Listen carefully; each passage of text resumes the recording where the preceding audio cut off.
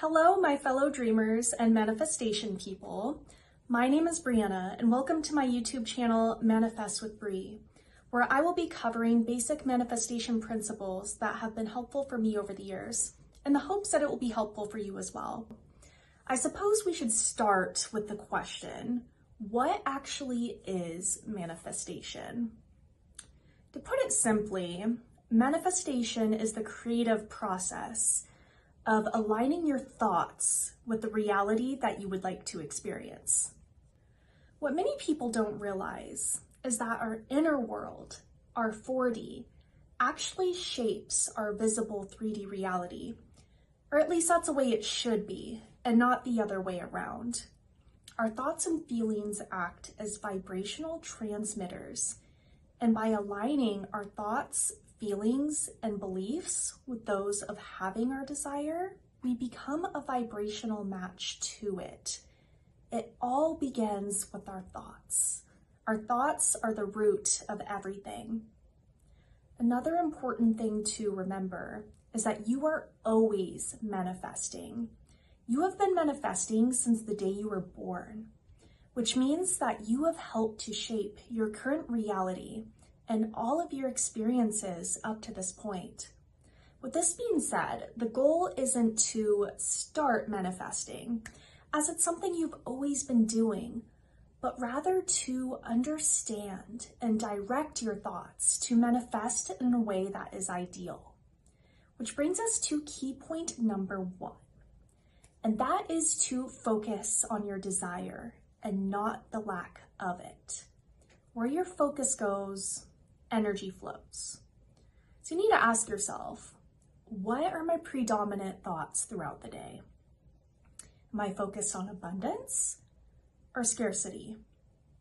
You need to keep your thoughts in alignment with those you would have if you already had your desire. And you need to reinforce this throughout the day. At first, this will require a lot of discipline, as it will feel natural to want to fall back into the old way of thinking. But over time, this will get easier and easier. For example, rather than focusing on the hopelessness of not having your SP, you should be thinking about how amazing it feels to be in a relationship with them, what an amazing partner they are to you, and how happy you are in this relationship. And by the same logic, rather than focusing on frustration about the amount in your bank account, you should be thinking about how empowering and amazing it feels to have financial abundance and be able to build your wealth. In Ask and It Is Given, Abraham Hicks states, if you manage to stay purely focused upon any thought for as little as 68 seconds, the vibration is powerful enough that its manifestation begins. Now that's just a little over a minute. Now imagine those 5 minutes that you spent ruminating over that annoying comment that your coworker made, or arguing with that Karen inside your head. When you do these things, you increase the odds of similar events or behaviors happening again in the future. Now imagine that hour that you spent spiraling over something your SP said or posted. Maybe the rest of your thoughts throughout the day remained relatively positive and controlled, but that hour of spiraling, extreme emotion, and replaying the old story over and over and over again is creating resistance and keeping the old story alive. Now, I'm not saying you need to be perfect or never have a negative thought. And that is where point number 2 comes in. Key point number 2, metacognition. Metacognition is being aware of one's own thoughts. Sounds simple, right? But are we really aware of what we are thinking all throughout the day? It can be easy to fall into old thought patterns or the old story without even realizing it. What do your inner conversations sound like? When I first started checking in with my thoughts, I noticed myself doing 2 things. One, I notice myself having a lot of arguments with people inside my head. And two, I notice myself trying to dissect or understand undesirable experiences. What I didn't initially realize is that when trying to dissect a situation, I'm replaying it over and over again, thus keeping the old story alive. In Breaking the Habit of Being Yourself, Dr. Joe Dispenza explains, if you want to create a new self, you first have to stop being the old one. In the process of creation, the primary function of the frontal lobe is to become self-aware. In order to improve metacognition throughout the day, I recommend trying two things. First off, notice whenever you think of your desire. Second, ask yourself, if you are thinking of your desire from the present or not ideal reality, or are you thinking from the end, as in thoughts you would be thinking if you had your desire? Even if you are seeing the opposite in your present, this doesn't mean anything. Nothing is set in stone. Still, practice aligning your thoughts with the fulfillment of your desire. Gradually, over time, you will become more and more aware, and you will become better and better at selecting thoughts that feel good and are in alignment with your desire. Which brings us to key point number 3. Mental diet is key, and there are many techniques to aid this. Metacognition can help to improve one's mental diet, just as a person can make the conscious choice to fuel themselves with healthier food choices and limit food or beverage choices that make them feel sluggish or crummy. A person can also choose to fuel their mind with thoughts that feel good and reinforce the new story, while limiting thoughts that trigger anxiety or spiraling or reinforce the old undesirable story. Creating these new thought patterns can be a process that requires a lot of discipline. Techniques can aid with this, and I will briefly cover 3 of the main ones.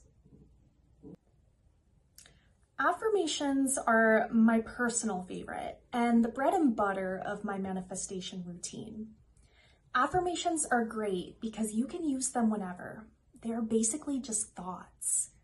Thoughts you can think in your head or out loud if it's appropriate to do so. I wouldn't be in the middle of your workplace shouting, "He's so in love with me," or "I'm so rich."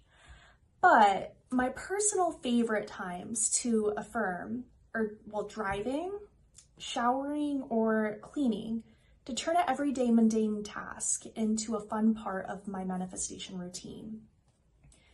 You can even write your affirmations down in a journal and create a routine of reading them every morning and evening for 5 to 10 minutes each. I love affirmations because they're easy and they just feel good. I found the more I repeat my affirmations throughout the day, the better control I have over my mental diet that day.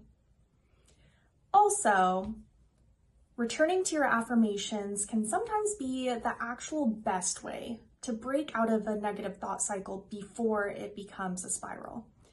Even if you have to robotically affirm, it still works. Visualization is another popular way to enter the desired state.